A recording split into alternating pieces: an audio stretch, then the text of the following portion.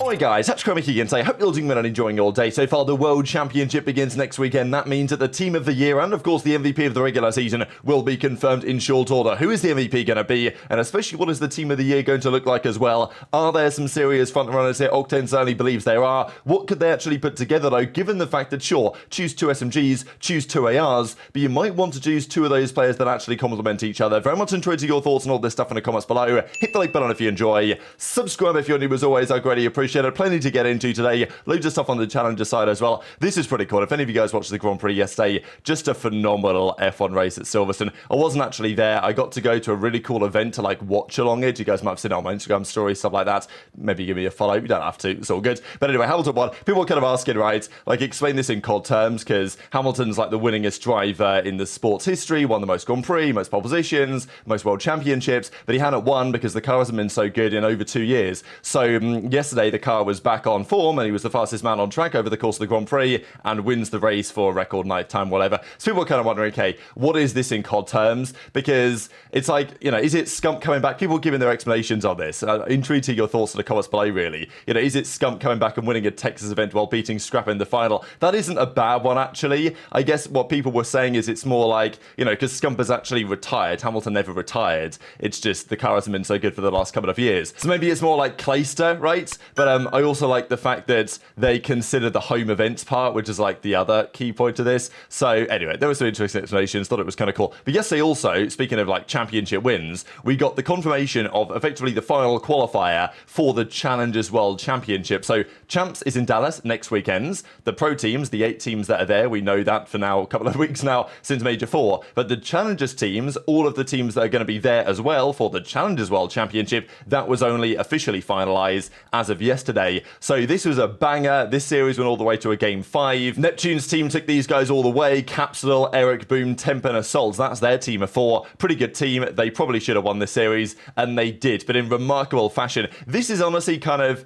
not exactly reminiscent, right? But you guys may remember another rather famous Adam Assault 1 versus 1 win at game 5, round 11. And if you guys don't know where I'm going at yet, OpTic versus Cloud9 at Black Ops 3 World Championship, when Aikes' Cloud9 team took down OpTic because Assault clutched a 1 versus 1 against Formal in that final round. And this is what we have here, right? Mercules versus Assault, 1 versus 1, and Assault goes for the chow, hits the stun, wins the gunfight, wins the game at game 5, round 11, and that sends those guys to the World Championship. So what a way to do it. Invasion Search, game 5, round 11, 1 versus 1, and you gotta say that historically in those moments, Assault has a pretty damn good record. I know that it's a question that happens every so often as well in just the scene in general, right? Like, let's say you had to choose one player in the world to put into a game 5, round 11, 1 versus 1. Who's it gonna be? I think historically I would have always said Karma, right, now coach of OpTic, but always great in the 1 versus 1s. You know, you can look at a guy like Attach. There's other great clutch players out there as well. But, you know, Adam Assault does have a bit of a history in these moments of doing a rather good job. That sends them to champs. This, I thought, was just so commendable, by the way, from Shift. I just wanted to shout it out especially because I know that people have really been happy with Shift's casting this year. Like, obviously, he came on board this year alongside Study. I think Study has, like, improved, like, so much as well. I really love the Shift-Study casting pairing as well. Obviously, Shift's an absolute, you know, model professional and just a great guy as well. But he was out there in Riyadh, Saudi Arabia for the Warzone, like, Esports World Cup thing that's now just concluded. And as he says, passion hours from Riyadh. I think it was like 4:30 in the morning, Riyadh time in Saudi Arabia. And here he is in the hotel room, just casting like all the way down to the wire here of this Challengers qualifier. So thought that was just super cool. And, you know, as Doug says, Shift casting at 4:30 a.m, absolute grinder. So they go to a game 5, round 11. They get the dub. They qualify for the World Championship, right? So the SGB Syndicate Midnight team, Temp, ErikBooM, Assault, and Capsule. That raised the question, what's it going to look like in terms of the groups? What's the bracket going to be looking like? All this other stuff. And as Temp says, made champs, GG's to everyone that we played. Hashtag weather the storms. So it's been an up and down season for Temp, right? At the start of the year, there was a fair bit of talk. Could Donny get in the league? Is there a team that should be interested? Let's say Minnesota Rocker, when they made the change for, you know, Awakening being gone, there was talk, could Donny Temp be the man to step in? I think that was Temp's plan in some regards. card, obviously, to go down to Challengers this year, do well, get picked up by the league. That never happened mid-season, but of course in the off-season, certainly possible, especially because if you win the Challengers World Championship, someone's probably going to pick you up for the Esports World Cup in a couple of weeks' time, and then that's a great opportunity to prove that you've still got what it takes back in the CDL. I think Temp is certainly, and many other players in Challengers, easily talented enough to play. It's about, the chemistry, who you're going to play with, relationships and networks, like obviously all these things play rather an important role. So these are going to be the official groups for the Challengers World Championship. There's probably a slightly better way to look at it right about here from, CDL Intel put out. So Group A is as follows. The FC Black team, who arguably go in as favourites. So that's Asim, Exceed, Bracken, Rex, of course, Dylan, Rex. Now, I'm not going to lie, this group is pretty stacked. There's also 2 SGB teams in the same group, which is, I don't really think it's a massive deal, but we know that historically there's always been talk about when you've got multiple teams from the same organisation. It exists elsewhere, there's like a lot of Omit teams, for example. And we saw back in the day, if you guys remember, GGEA Orange, GGEA Blue, and I think Purple. They had like 3 teams. And then also like Allegiance was under the same brand heading. There was all sorts of stuff going on pre-CDL, where you'd have one organisation owning multiple teams.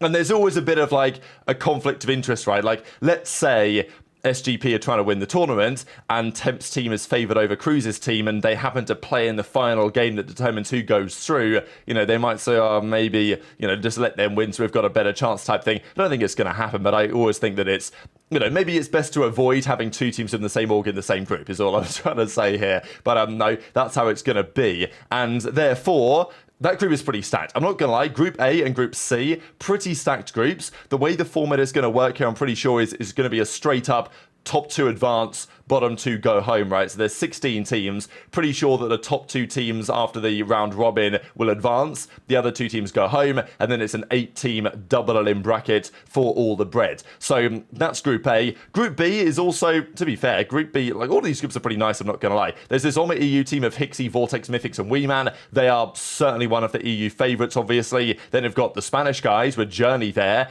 Like, they're going to be good, I think. Like, they've shown some promise this season. Afro's team as well, so he's going to be playing at Challengers Champs. Group C, this is one of the other big favourites, really. Cammy's team, they looked really good lately. Cammy, Wake, Purge, and Prolute. And then, of course, you've got Bantz's team. Niall's going to be there again with Detain, so that's pretty cool to see. And then, of course, some other teams from the Latin American region in part. And then I've got the Spartans, and then Arstee's roster that made it as well with Porlex, Turil, and Yuli. So, yeah, and then obviously, yeah, it's cool to see Fighter. Wow, I didn't realise they were actually going to be here again. That, of course, is the Australian guys, Fighter, Sets, Crimson, and Zach. Wow, it's cool to see some of those names still around after all this time. So anyway, those are your World Championship groups on the Challenger side. Who's going to win? Who's going to get through? Time will only tell on that one. Quickly from Vivid, he didn't make it to the Challengers World Championship. His team didn't qualify. And it's frustrating for Vivid just because he had his stint on the Minnesota Rocker at the start of the season. I think he was rather good. Him and Linz played well together. They played off each other well. I genuinely believe... Look, Boston made some bad roster changes. The Asim one on Vegas was awful as well. But the worst move of the year, in my opinion, is probably Vivid for Standy. I just didn't see the merit at the time, and I don't see the merit now because they didn't make champs. I firmly believe that had they kept Vivid Rocker, they would have... if not qualify for champs, they would have been, right there on the cusp, which they weren't in the end. And now Vivid has nothing to show for it, right? And there's always a question with Vivid. Why does this happen so regularly, right? Like, why is he on these good teams, gets dropped, and then ends up finding himself in a bit of a no man's land? Like, does he not fight hard enough for his spot? I remember there was some rumours as to what's happened on that Los Angeles Gorillas team way back in Cold War. I don't know if you guys remember this if you watched the scene that long, but he was by far their best player. Like, the team was awful. It was silly, Apathy and Assault, and then Vivid. That was the team of 4. It was literally the team that had won the World Championship in World War II a few years earlier, but with no aches and with Vivid instead. And, those guys, I like Apathy, great player, obviously Assault and Silly. To some degree, that team was kind of washed up. And Vivid was, hard carrying the team,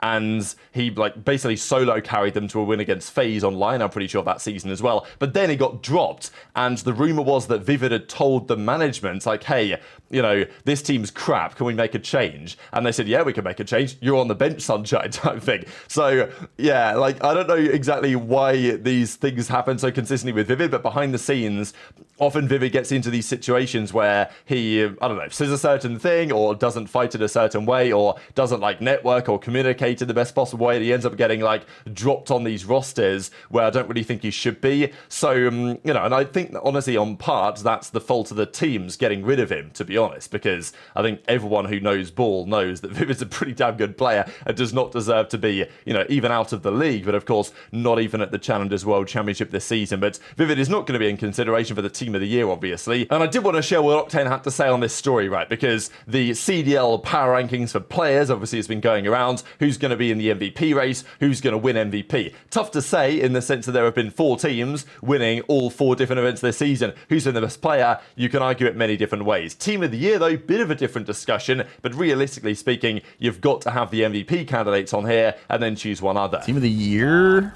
Simp, Scrap, HyDra.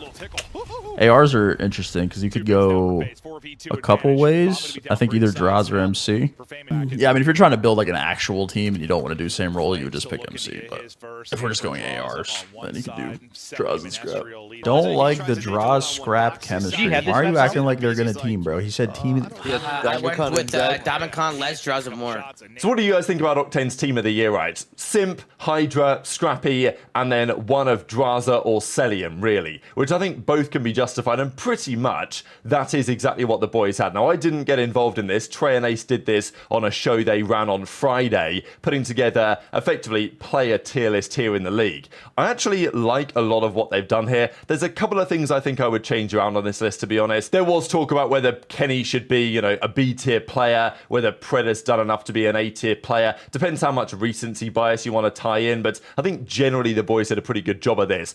And I also agree very much with the S tier. In my opinion right now, these are the superstars of the league, and I may throw Shotzzy in there as like the 4th superstar. Didn't really want to get back into the superstar discussion really, but it's kind of inevitable, isn't it, when you look at this stuff as it is. And I don't think Shotzzy's in the MVP conversation just because the team, in terms of average results, yes, they won, but in terms of the average, and it's not like Shotzzy's been, his numbers aren't the same as these guys anyway, but his playstyle is obviously different. So, you know, and Shotzzy has just a massive brand value and everything like that. So yeah, my opinion is those are basically the superstars of the league, but these guys most certainly fall into that category, right? Simp, HyDra, and Scrap, they honestly, their numbers, if you look at like engagements per 10 minutes, kills per 10 minutes, they're all rather similar and like way beyond everybody else, really. Like, for example, here, if I go to Slayer rating in the league, it goes HyDra, Scrap, Simp, and then it's a pretty big drop off to find anyone else. If you just look at this from hardpoint stats, obviously you're going to find something a little bit different in terms of the overall KDs and stuff, but if I go, let's say, like engagements per 10 minutes in order like that, you're going to find a very similar list. Simp, to be fair, is a bit further down here in hardpoint, but it's still HyDra, Scrap right at the top. Does depend a bit on the game mode you're talking about as well. Simp's been better in search than Scrappy has, so that MVP debate, I think you can argue a number of different ways. I personally think I would go for Simp this year. I think that on the course of the season, he's just been the best player on FaZe by some margin. That is also true for Scrappy as well, but I think FaZe on average have been just the better team, haven't, you know, they made more finals, and maybe that shouldn't matter so much, but I think it's definitely worthy of consideration. HyDra is also a relevant factor. I think you can genuinely make cases for all of these players.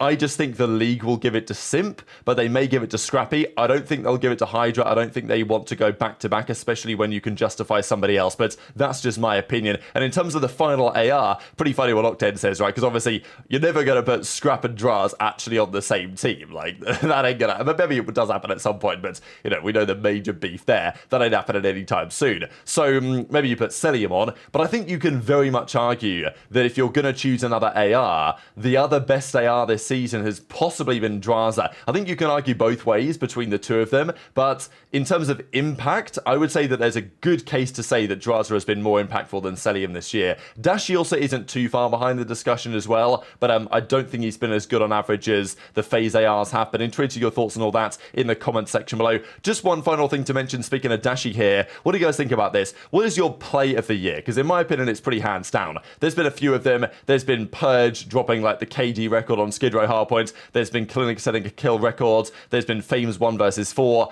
But I think Dashy's 1 versus 3 will probably take the cake on this for being the player of the year. But intrigued to your thoughts in the comments below. Hit the like button if you enjoyed. Subscribe if you're new. Take care. And I'll see you next time.